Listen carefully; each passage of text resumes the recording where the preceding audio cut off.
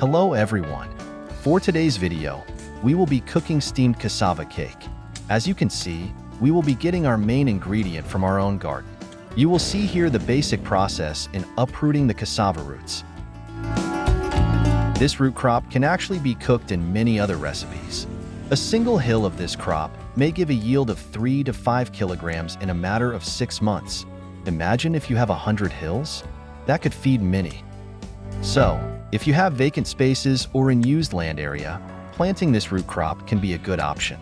You can then choose to sell it fresh or cooked. We need to clean and grate the roots. You may use a modern or a manual grater like this. The next thing we have to do is to extract all the juices from the grated roots using a clean cloth to remove the juice, since it contains toxins that might be harmful when cooked improperly. The juice, if not removed, will also contribute a bitter taste after cooking.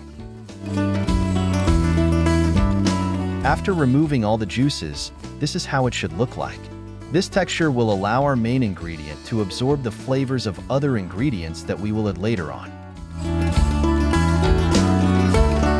First, we will add 3 up to 5 cups of coconut milk into our 2 kilograms of grated cassava and mix it thoroughly.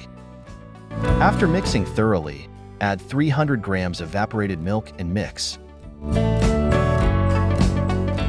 Next, add 1 kilogram of condensed milk. After thoroughly mixed, you will feel that the texture gets a little tacky. Then, add 500 grams brown sugar and mix until all the sugar is dissolved and mixed. Add the filling of your choice. In this video, we added 3 cups of grated young coconut meat for additional flavor and texture. Again, make sure to thoroughly mix so that the filling will be equally distributed to the mixture. Put the mixture into a mold, then preheat the steamer. When water starts boiling, start cooking and set a moderate fire.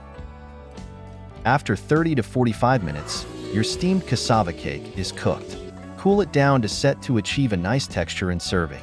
This delicacy is rich in carbohydrates, fiber, vitamin C, and minerals. Not only delicious, nutritious too.